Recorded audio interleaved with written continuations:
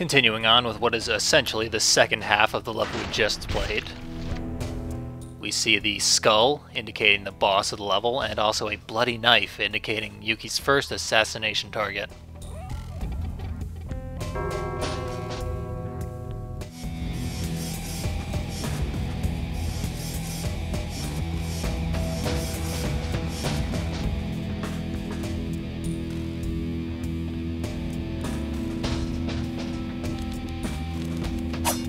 So back in the Cretans arena, you start with a little bit of backtracking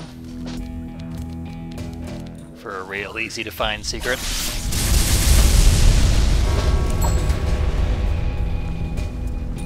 The flower bead allows us to regenerate health during combat. Since we still have that open spot, might as well put it on. Not the best way to regenerate health, but it's all we got. Got a good chunk of change. Not quite enough for the next Cloud Sword upgrade, unfortunately. But we can upgrade magic for extra skulls. We can afford an additional upgrade, but I'm saving up for the Cloud Sword.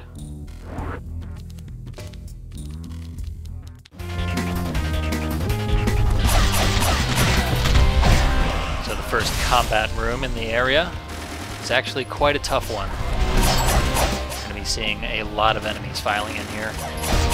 And the general shape of the room is not conducive to controlling where the enemies are. Because of that little ledge that they like to stand on, they can kind of get away from you sometimes. The ones with the rifles can take advantage of that to get some cheap pot shots on you.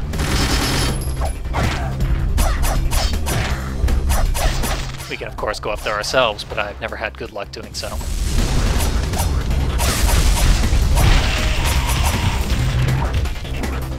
May or may not be able to see it, but there's an invisible enemy right in front of Yuki. The first we've seen in the game. It's one of the major differences between Ninja and earlier difficulties. Invisible enemies would not be showing up on normal difficulty for quite a while yet. Bit of a suicide pact we broke up there.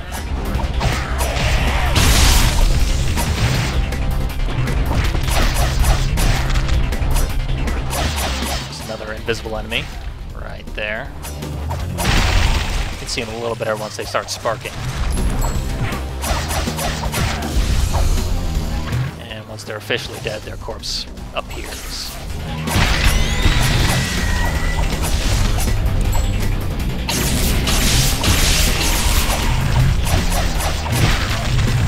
Finally putting that upgraded magic to use.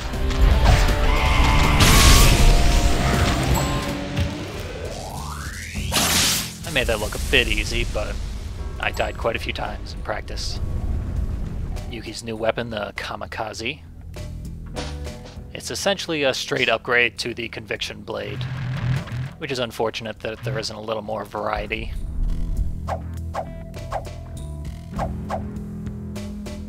It is quite a useful weapon though, so I will be equipping it. Switch out the Cloud Sword for the main spot, since I do use it quite a bit more often.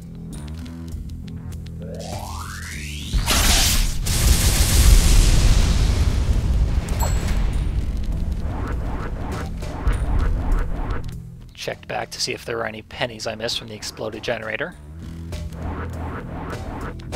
And this was a dead end anyway.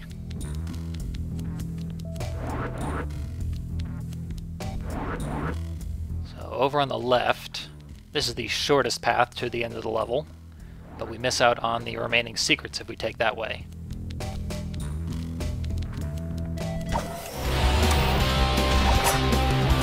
So a timed combat room. It's got another one of the awkward platforms in the middle. This one not quite as disruptive. And also the uneven floor tends to make enemies with pistols a little less dangerous. We don't really see it in this particular run, but they can only fire directly forward or 45 degrees up. And if the floor is not even, they tend to miss quite a bit more often.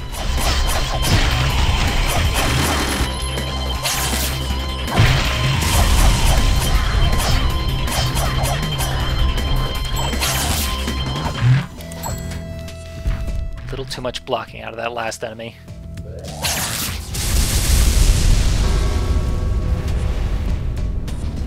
Another moonfish.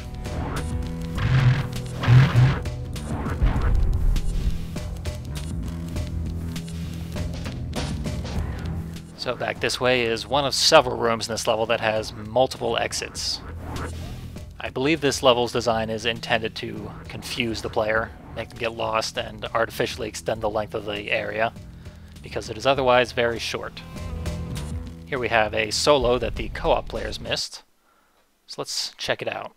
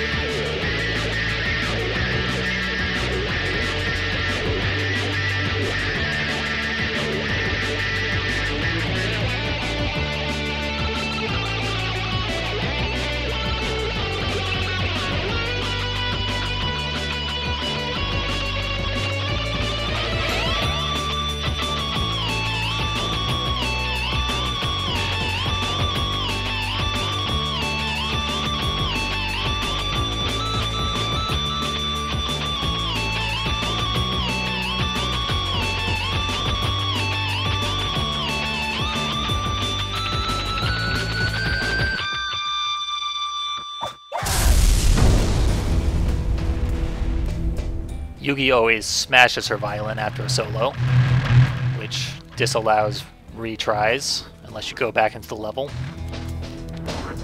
And our cash prize is affected by the percentage we get, and also the bead won't drop if we get too low of a percentage. So being unable to retry can be a bit of a problem if you're not particularly good at rhythm games. That's 2 beads in rapid succession. The heart bead makes hearts drop more often from defeated enemies. Slightly better than the flower bead, I think. And the eye bead makes enemy block chance lower, which is essential to my playstyle. Blocking enemies, of course, take no damage, and the primary way to break a block is to grab an enemy, which for one thing slows things down, and for another, the Cloud Sword does not have a grab attack.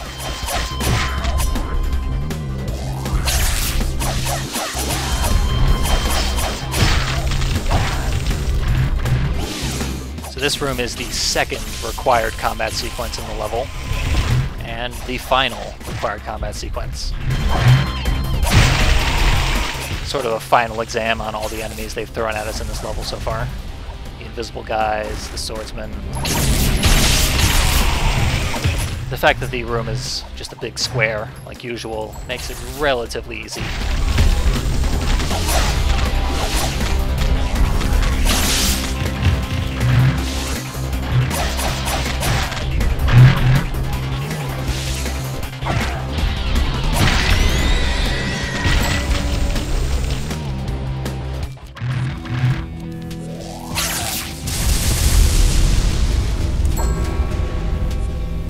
Gives us the key card we need to finish it off. If you already have or do not care about the secrets, you could probably finish this level in about 5 minutes.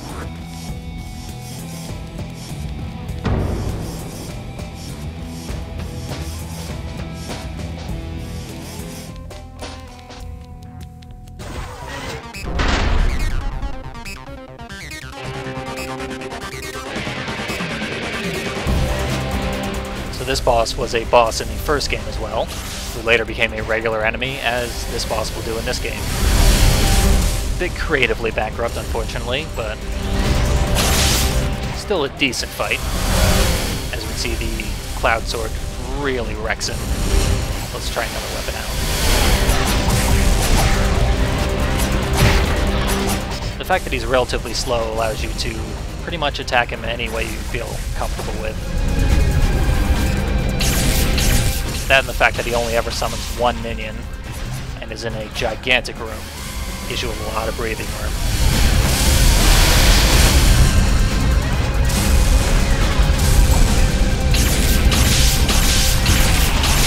That said, if you do let your guard down, make any mistake of any sort, this boss can kill you very, very quickly.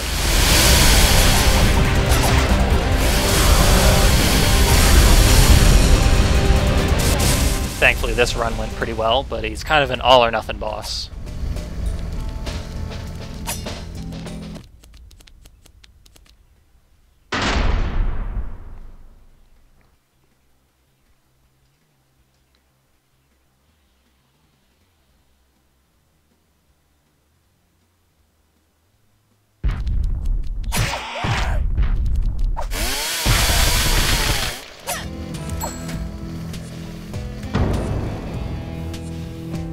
And having deprived Ömödö of the satisfaction of ending his own life, we complete his tower.